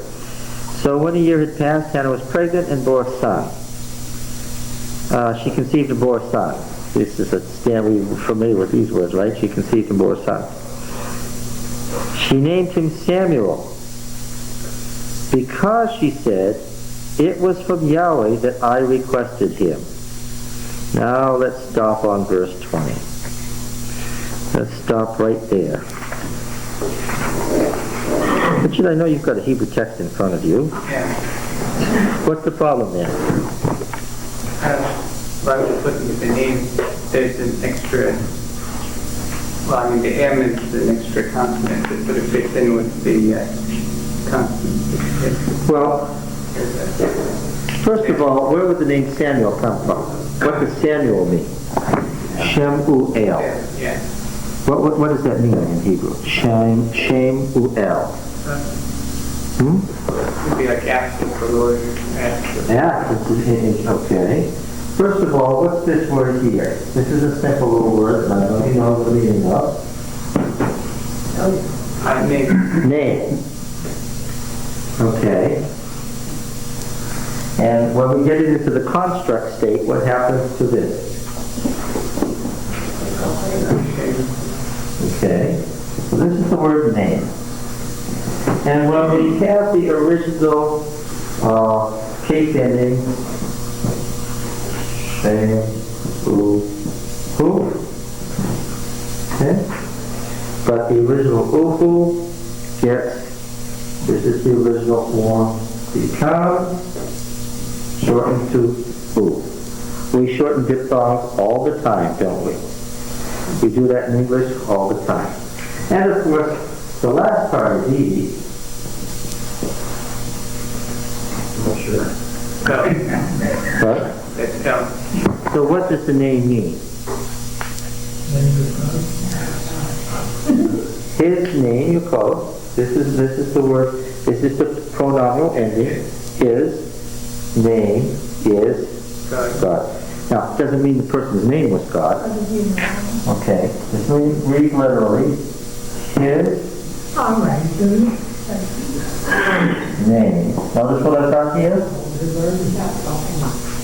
Is God. We had Rule. Remember Moses? What was it? Brother-in-law Rule? His companion is El. Companion with a capital C. Right? Here, his name. Name theology? His name, that is his God, is El. Everybody clear on that? What does the name Samuel mean? Shemuel. Shemuel. What does it mean? What? No. Look up here and see if you can catch where I'm going. What does the name Shemuel mean?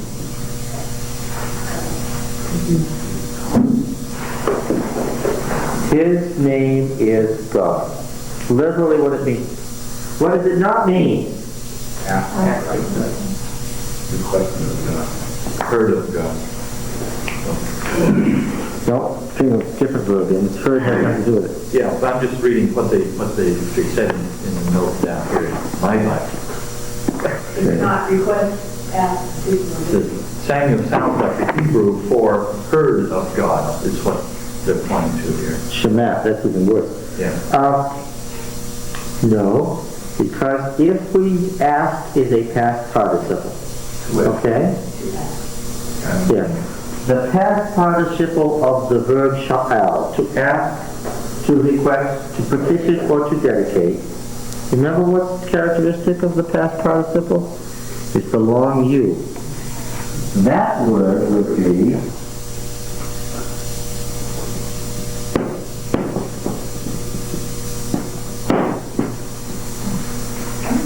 Sha'ul. That word, act of the Lord, would be Sha'ul. Sha'ul El, which becomes united Sha'ul. That word, asked of God, Sha'ul, is what name? Saul. This is the name Saul. Let's go back to the text.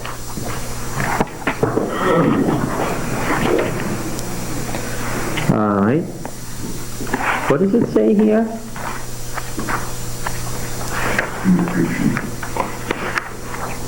Oh, something that they never... Okay. She named him Shemuel because she said it was from Yahweh that I sha'aled him. Why did they name Isaac Isaac? Because they laughed, right? And Isaac means what? Laughter. What name do you expect in this sentence? Ed, read verse 20 for me as you would expect it to read. And at this time Hack and Shaped bore a son, and she called his name Shaul, Saul. Because I sha'oled him from Yahweh. I named him Shaul because I sha'oled him from Yahweh. Okay. And when the man Elkanah went up with the rest of his family to make seasonal sacrifice to Yahweh, Hannah did not go, for she said to her husband, I shall stay until the child goes, and when I have weaned him, then he will appear before Yahweh and remain there forever, for I shall present him as a Nazir forever. Elkanah, her husband, told her, do what seems best to you, stay until you've weaned him. May Yahweh confirm what you have said. So the woman stayed to nurse her son until she had weaned him. Then she went up with him to Shiloh when her husband went up to sacrifice to Yahweh at Shiloh with a 3-year-old bull, an ephah of flour, and a skin of wine. And after they had gone before Yahweh, they slaughtered the bull. Hannah took the child to Eli. Pardon me, my lord, she said, as surely as you live, I am the woman who stood here with you praying to Yahweh. It was for this child that I prayed, and Yahweh has granted me the what?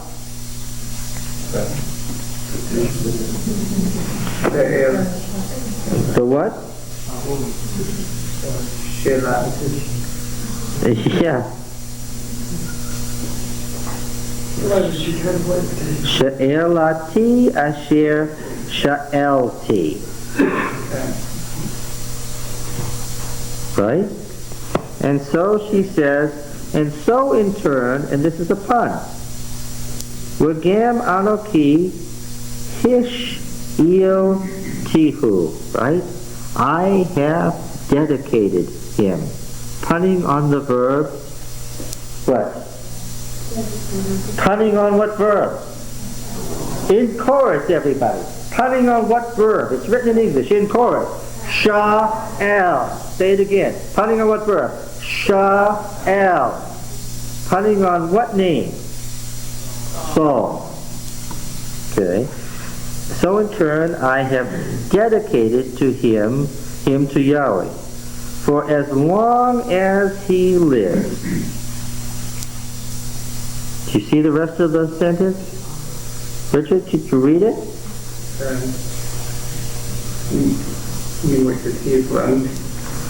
Begin with the word call. Call. All hayamim. All the days. Do you see that?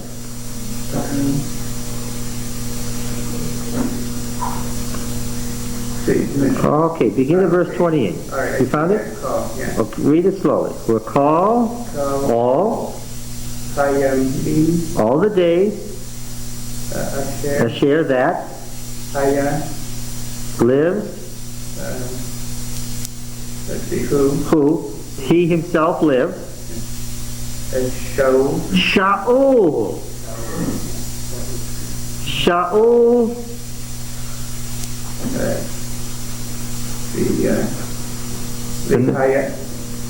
The next one's easy. La to Yahweh.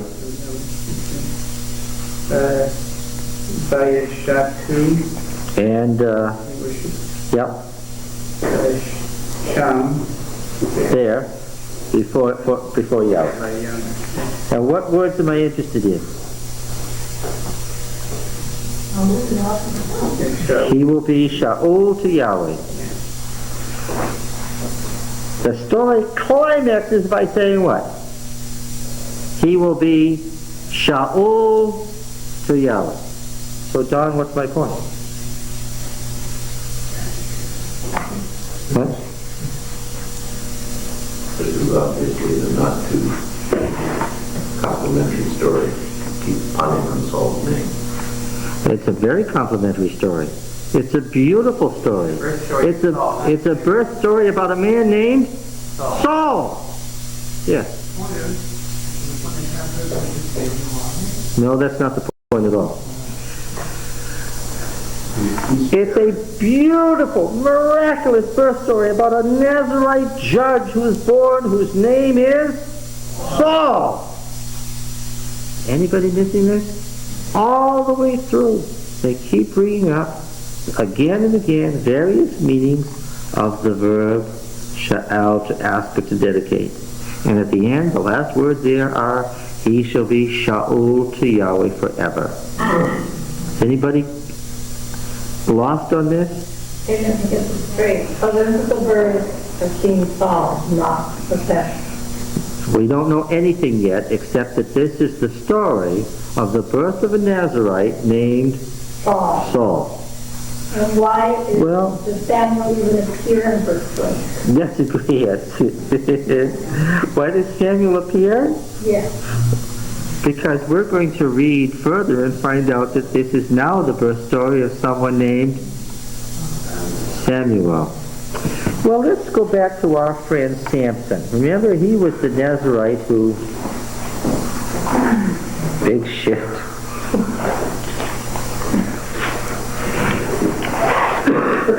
I know. I wish it said Samuel in Hebrew too. It would make it so much easier.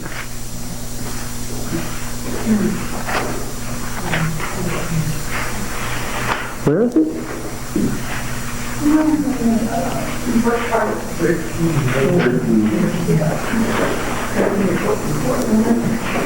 Well, let's see.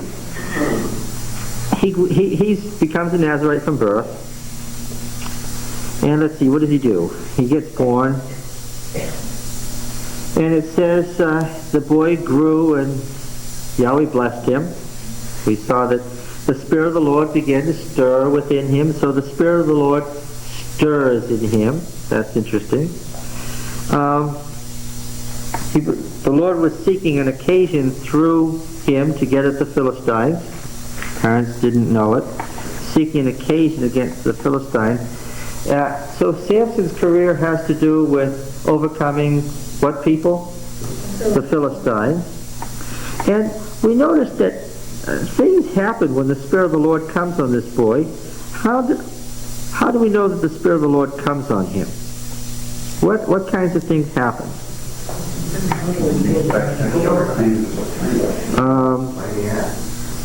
He kills things? What else does he do?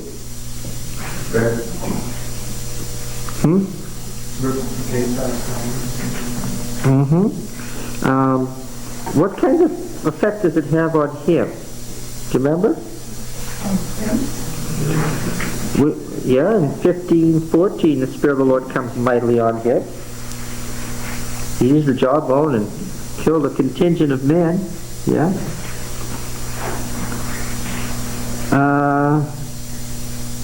He called on the Lord finally. The Spirit of the Lord came on him. What? He becomes a poet. The Spirit of the Lord comes on him and he sings in poetry. That's right. Make you think of anything?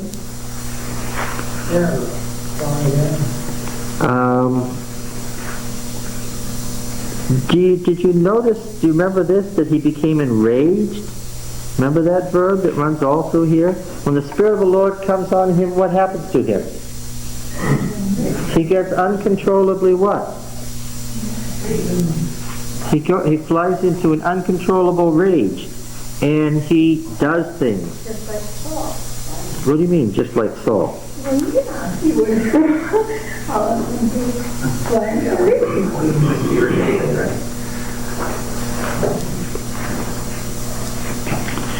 Well, so anyway, do you remember how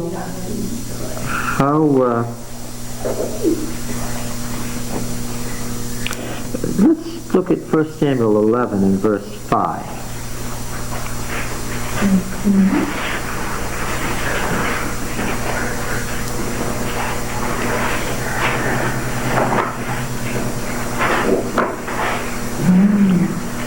Now Saul was coming from the field behind the oxen, and Saul said, "What ails the people that they are weeping?"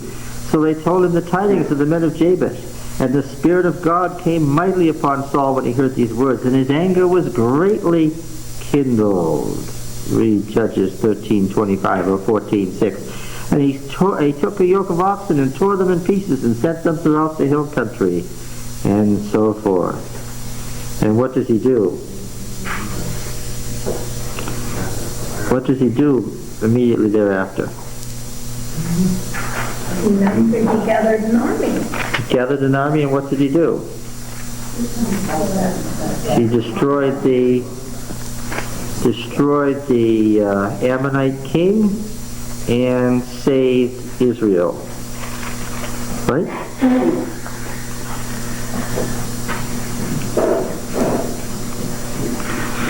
And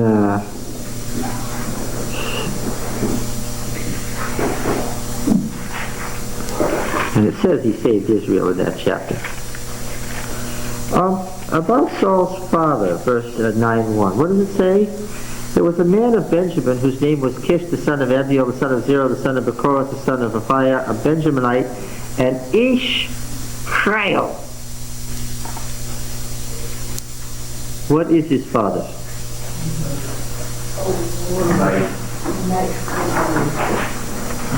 A knight with an army. What did we notice about our man Manoah back in Judges 13?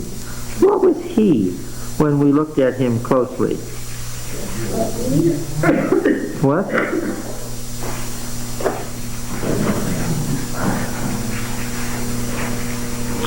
Now we notice that Samuel seems to be the beginning of what should at least have been a twin set of stories, right?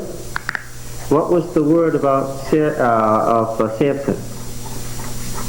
He will begin to deliver Israel from the Philistines, leading us to believe that what? There must somewhere be a matching story of what? Someone who finished delivering Israel from the Philistines, which we find as we read further, Saul is said to have done. I thought he was killed by the Philistines and it wasn't done when he was finished. It says in Samuel that he finished the job. Well, I know it says in another part of Samuel he didn't finish the job, but what point am I making?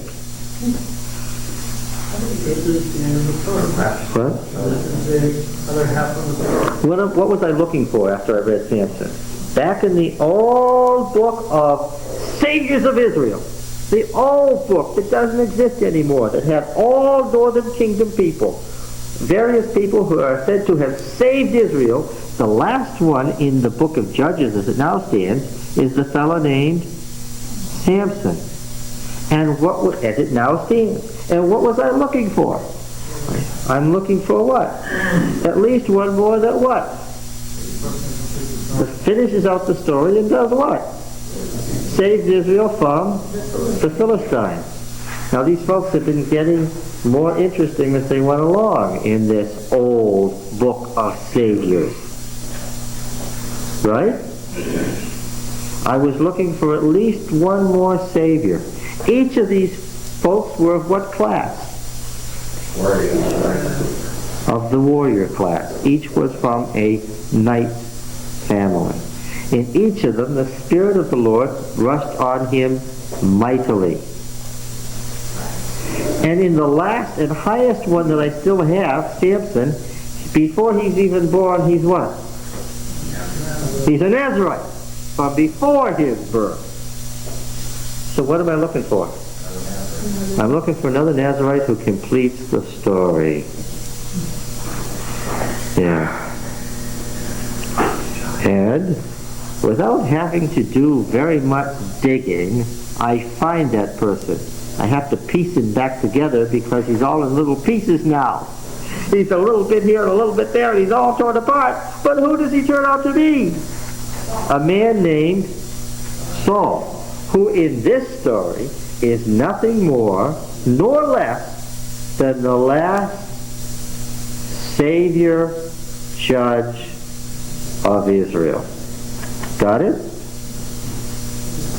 But that's not the story we have now.